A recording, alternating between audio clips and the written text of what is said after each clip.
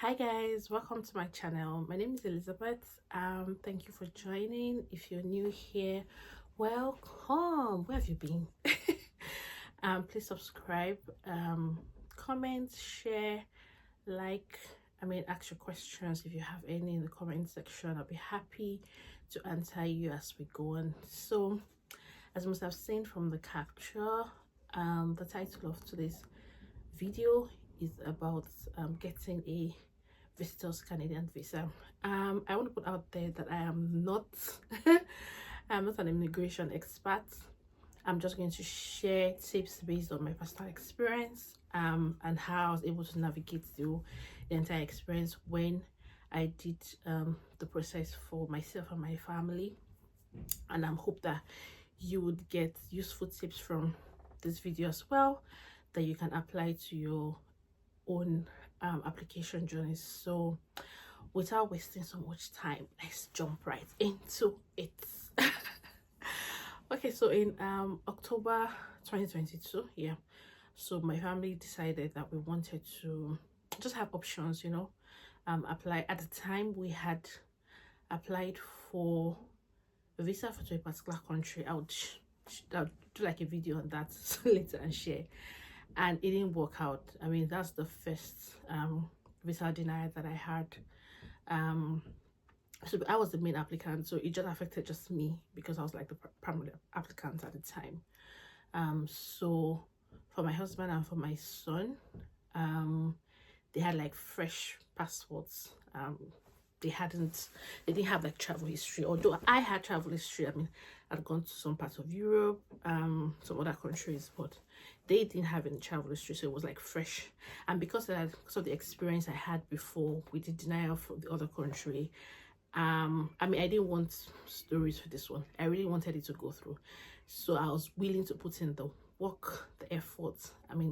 Give them documents, both the ones they requested for and the ones they didn't request for, basically just share things that were relevant to us as a family, to show that truly we're a family, and also to show that I wasn't going to Canada basically to settle there at the time. We're just getting that visa to visit as tourists basically, and then of course we're going to come back. So I had to put in like a lot of evidence to show attractions, what we did in Nigeria back then.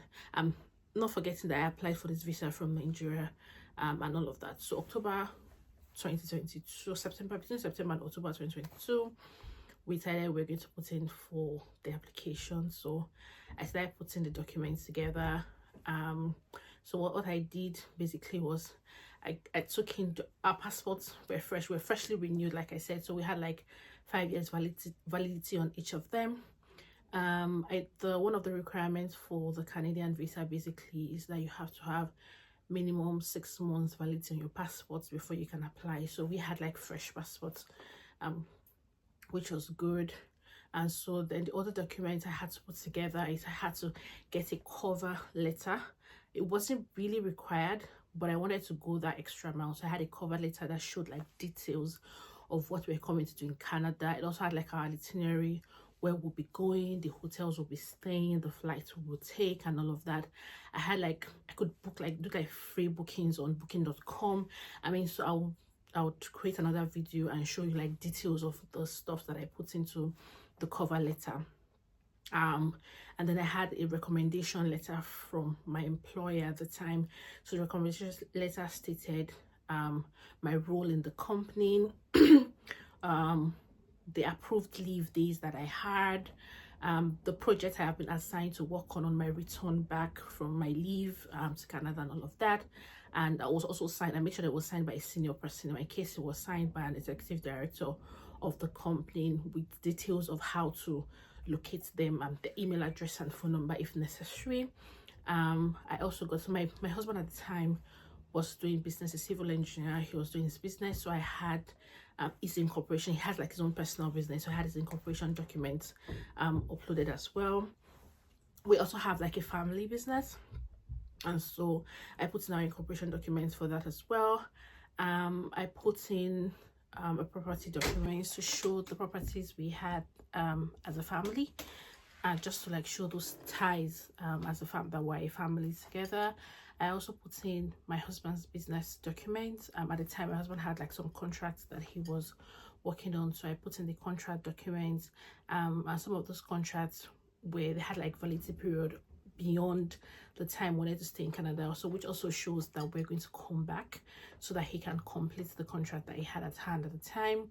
Like I said initially, I put in like a cover letter that was very detailed, showed the number of days we're going to stay in Canada, how much we're going to spend, the places we're going to visit, the hotels we would stay, very detailed explanation as to why we chose Canada and not another country to visit as tourists as well.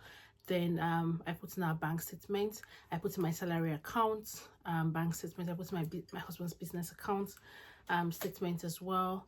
And so we had all those documents put in together just to show that, okay, we have a means of livelihood here in Nigeria at the time, and then we're going to go back after tourist season. I also added my change of name document. Guys, so I had so this is beside just, so I had an experience where, yeah, in the visa that I didn't get, one of the things that was the delay or the drawback or the back and forth was the change of name document. So in that first application for that visa, I had put in my information without putting in like my change of name document, so the marriage certificate and the newspaper publication of that. So that really gave like a lot of drawbacks, a lot of conversations back and forth, which were really not necessary. So I learned that from that experience. So in this one, I had to put that all in. So marriage certificates, newspaper publication, then the affidavit from the court as well. So I had to put all that in as well to show that in fact tying that we're a family and all of that. So those were the documents that I put together. So like I said, my next video is going to show like details, show you like the sample of the letters and the content also, so that you don't have to like use the content word for word, but you can see how it ties to your own personal need and then implement as well. So I did all of that, and then went for submit to fill out the form. So the Canadian website has, the IRCC website has like a application form where you fill as well. Has like so many questions, actually about your personal family and all of that, your siblings if they're going with you and all of that. So fill out all those information correctly. We didn't have to do like medical tests, but we had to do biometrics. So myself and my husband had to do biometric, but my son didn't have to do, I think because of his age at the time. So I think like 2 days after I submitted the application, so we got the mail from the Canadian embassy that we should go in for our biometrics. I went to the VFS website to book like an appointment for the biometric. Had my appointment day booked. So when you're paying for the application, you'd have paid for both the application and the biometric, so you don't have to make any payments at the VFS office anymore. So went in for the biometrics, picked our date, selected the appointment date, went in, had the biometrics done, and then the waits began. So in our case, we were not in a haste. So it was as if we just wanted to go to Canada and was like, no, we're not in a haste. So just patience, just watching through the process and seeing how God does it. So we just submitted and just like left it. So it was there all through 2022. 2023 came, we're still waiting. There was no feedback yet, nothing at the time yet. So my partner wants to join me in this video. So let's allow him. Okay, so we had to wait basically. So we waited, in total we waited for 9 months to get a response from them. And so one of those days I was in the office, sometimes around June 2023. Yeah, I got a notification it was first my son that my son's application had been approved and that you're sending his passport. They don't take your passport when you apply basically, so you still have your passport, you're sending his passport so that they can put in like the stamp. So initially we're like it's only my son going to travel to Canada alone. But yeah, so we sent us up prepare again. So you go through the process of booking an appointment with VFS again when you want to submit and pick up your passport. You have to book appointments with them. So I booked an appointment for my son to drop his passport, and then the week following year, I guess, we got the notification that ours was also approved.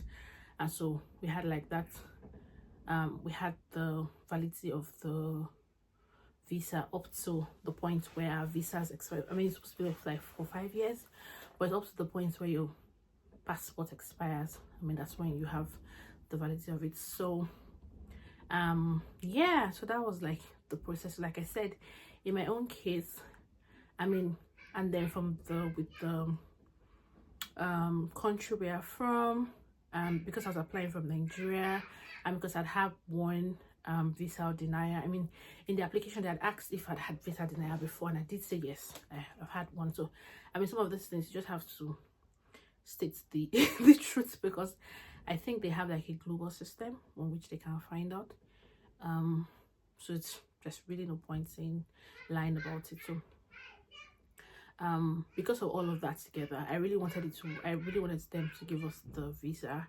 So I put in all the effort. Like I put in like more documents than they would have required. It was more like is either if I don't get it, maybe Jesus don't want me to get it. that was for me, that was the case, and I think it paid off.